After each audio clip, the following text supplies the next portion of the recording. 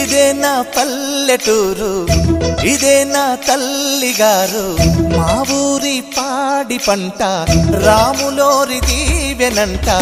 తల్లి గోదావరి నీళ్ళు కడిగ సీతమ్మ పాదాలు, ఊరంతా హాయ్ హాయ్ హాయ్, మనసంతా హాయ్ హాయ్ హాయ్. ఇదే నా పల్లెటూరు, ఇదే నా తల్లిగారు, మా ఊరి పాడి పంట రాములోరి దీవెనంట.